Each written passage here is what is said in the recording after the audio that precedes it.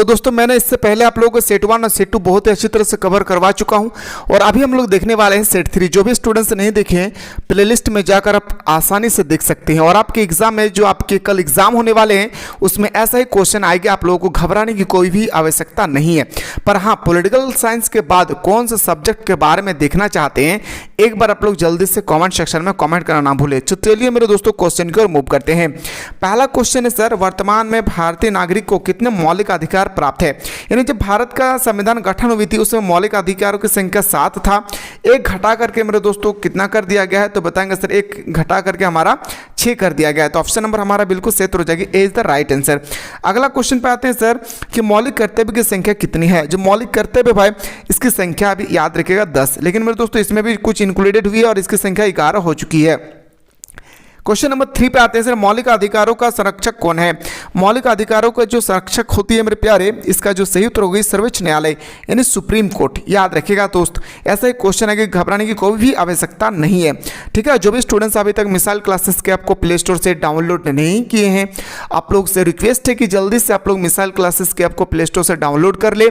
और मेरे दोस्तों क्लास 11 में अगर चाहते हैं कि सर हम कम पैसा में और सुबह शाम दोनों टाइम लाइव क्लास के माध्यम से मुझे सिलेक्टेड चाहिए, तो अभी आप लोग डाउनलोड कीजिए मिसाइल क्लासेस के ऐप को और डाउनलोड करने के बाद मेरे दोस्तों वहां पे कोर्स को जरूर ज्वाइन कीजिएगा। कोई भी दिक्कत होगी ऑलरेडी नंबर दिया हुआ, उस नंबर पे व्हाट्सएप कीजिएगा, हमारी टीम आपको रिप्लाई करेगी। क्वेश्चन है सर क्वेश्चन नंबर 3 में कि मौलिक अधिकारों का संरक्षक कौन है भाई? तो मैंने अभी जस्ट बताया सर्वोच्च न्यायालय यानी हमारा सुप्रीम कोर्ट। अगला क्वेश्चन की ओर मूव करते हैं। क्वेश्चन नंबर 4 है सर, संपत्ति का अधिकार निम्न में से किस वर्ग में आता है? संपत्ति का अधिकार निम्न में से किस वर्ग में आते हैं? तो बताएंगे सर विधिक अधिकार। याद रखिएगा मौलिक अधिकार में पहले 7 गो मौलिक अधिकार था जिसमें से एक घटा दिया गया है। वो कौन सा मौलिक अधिकार जिसको हटा दिया गया? तो बताएंगे सर संपत्ति का अधिकार को हटा दिया गया है। अगला क्वेश्चन पे आते हैं सर, क्वेश्चन नंबर हमारा 5 है कि सर्वप्रथम किस देश के संविधान में मौलिक अधिकारों का समावेश किया गया था? तो बताएंगे सर सबसे पहले देखिए, अगर मौलिक अधिकार किस देश के संविधान से लिया गया है भारत के संविधान में तो अमेरिका बताना है, लेकिन सबसे पहले कहां पे शुरुआत किया गया था मेरे दोस्तों? तो बताएंगे सर सोवियत संघ यानी रूस में। ऑप्शन नंबर सी हमारा सही उत्तर हो जाएगी।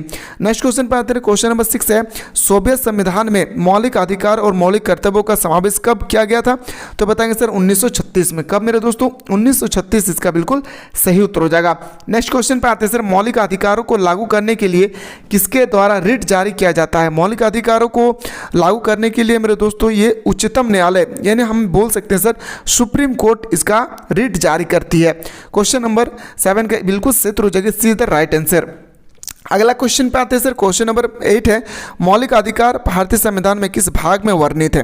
तो मौलिक अधिकार वर्णित है मेरे दोस्तों भाग नंबर 3 में। कहाँ पे भाई? भाग नंबर 3, ऑप्शन नंबर बी इसका राइट आंसर हो जाएगी। अगला क्वेश्चन पे मूव करते हैं सर, नेक्स्ट क्वेश्चन है हमारा क्वेश्चन नंबर 9 पे कि मौलिक अधिकारों के संशोधन में कौन सक्षम है? मौलिक अधिकारों के संशोधन में कौन सक्षम होती है? तो बताएंगे सर हमारा याद रखिएगा पार्लियामेंट यानी संसद। संसद के कितने अंग होते हैं? तो बताना है सर 3 अंग। कितना अंग होता है? 3 अंग होती है, लोकसभा, राज्यसभा और राष्ट्रपति, 3 अंग होती है। ठीक है, चलिए सर अगला क्वेश्चन पे आते हैं। क्वेश्चन में नेक्स्ट पूछा गया सर कि भारतीय संविधान में मौलिक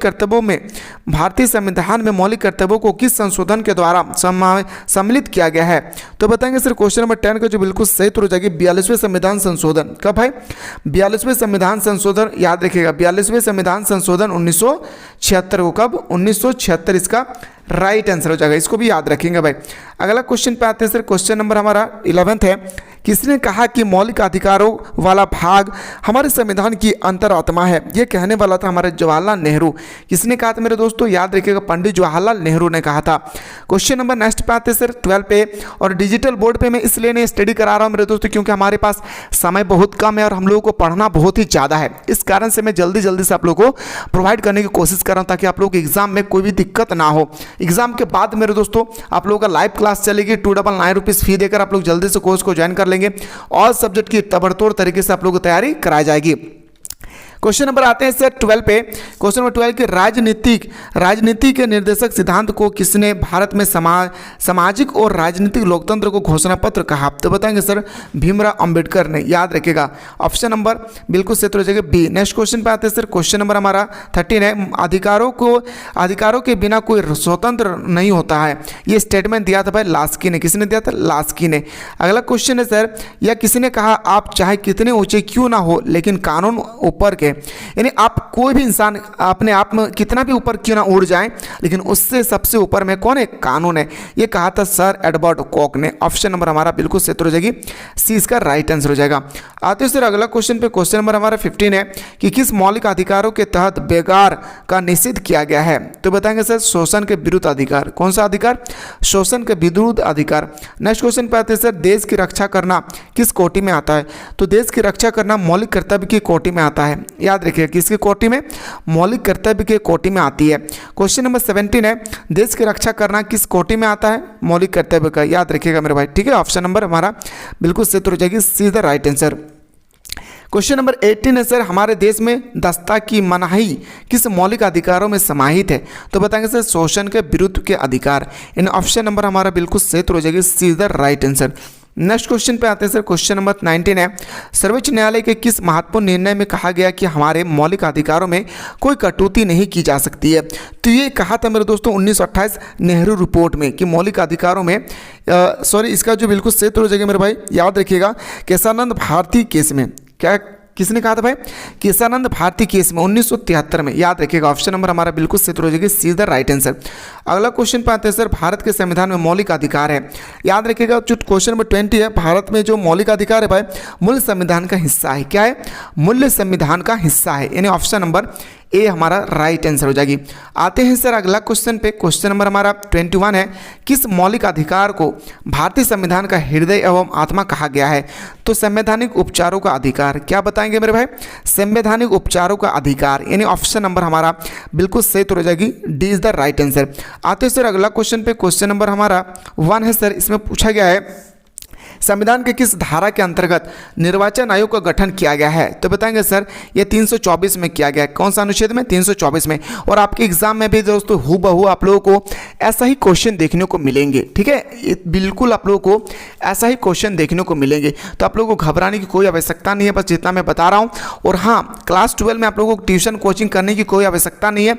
इसी ऑनलाइन प्लेटफॉर्म पर जो आपने प्ले स्टोर से मिसाइल क्लासेस के आपको डाउनलोड किए हैं, उसी में आप लोगों को मेरे दोस्तों सुबह शाम दोनों टाइम आप लोगों को 2026 में जो आप लोगों को एग्जाम होगी क्लास 12 का, उसका भी तैयारी जबरदस्त तरीके से कराया जाएगा, वो भी कम से कम फी में, जहां पे आपको सबसे पहले चैप्टर को समझाया जाएगा, फिर ऑब्जेक्टिव बताया जाएगी, फिर सब्जेक्टिव क्वेश्चन। आते सर अगला क्वेश्चन। आप सभी को पता है मेरे दोस्तों कि पहले लोग 21 साल की उम्र में वोट डालते थे, लेकिन आप कितना में 18 साल की उम्र में डाल रहे हैं। तो ये कौन सा संशोधन के द्वारा किया गया? तो बताएंगे सर 61वें संविधान संशोधन। ऑप्शन नंबर ए हमारा राइट आंसर हो जाएगी।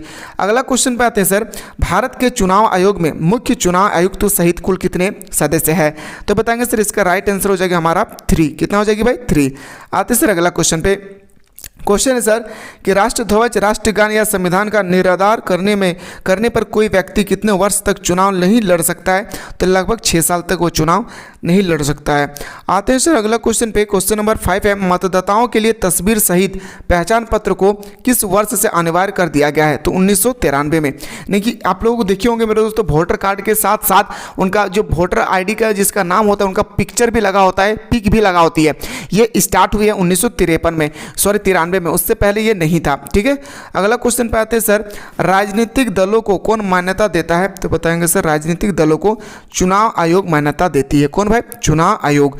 अगला क्वेश्चन पे आते हैं सर क्वेश्चन नंबर 7 में, महिलाओं को सबसे पहले मताधिकार किस देश ने दिया है? तो न्यूजीलैंड ने। याद रखिएगा सबसे पहले जो लड़की लोग है भाई, महिलाएं हैं, सबसे पहले न्यूजीलैंड ने शुरू किया था कि महिलाओं को वोट देने का अधिकार है। सबसे अंतिम में पूछा जाएगा मेरे दोस्तों, तो बताना है सऊदी अरब में सबसे अंतिम में महिलाओं को वोट डालने का अधिकार दिया है। क्वेश्चन नंबर 8 है भाई कि व्यावसायिक प्रतिनिधित्व का सबसे बड़ा समर्थक कौन था? बताएंगे सर हमारा, याद रखिएगा ऑप्शन नंबर डी इसका राइट आंसर हो जाएगी। नेक्स्ट क्वेश्चन पे आते हैं सर। अगला क्वेश्चन है क्वेश्चन नंबर 8 में, अगला क्वेश्चन है sir, question number top of the most important question को हम लोग सिर्फ देखते हैं। क्वेश्चन नंबर 10 है सर हमारा। क्वेश्चन नंबर 10 कहता है मेरे दोस्तों कि किसने राजनीतिक क्षेत्र में महिला प्रतिनिधित्व को उच्च माना है?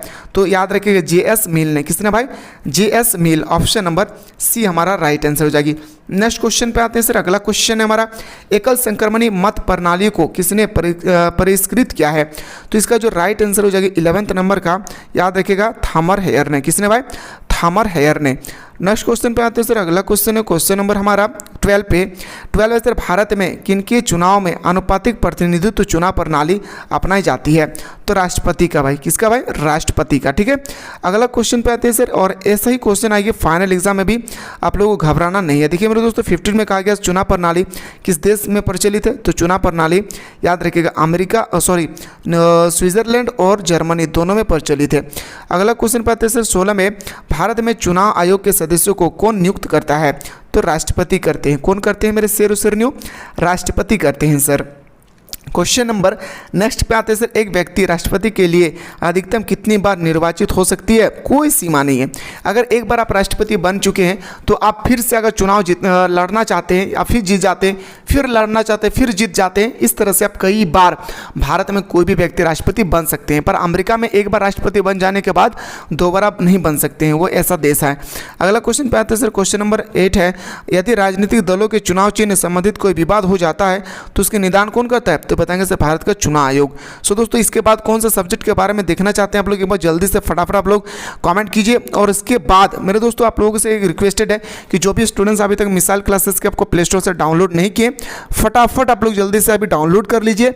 और वहाँ पर आप लोगों को मेरे दोस्तों सुबह शाम दोनों टाइम ऑनलाइन क्लास के माध्यम से 2024-25 के अकॉर्डिंग सारा सिलेक्टेड क्वेश्चन प्रोवाइड किया जा रहा है। तो चलिए मिलते हैं नेक्स्ट वीडियो में, तब तक लोग स्वस्थ रहे, मस्त रहे, पढ़ाई में व्यस्त रहे।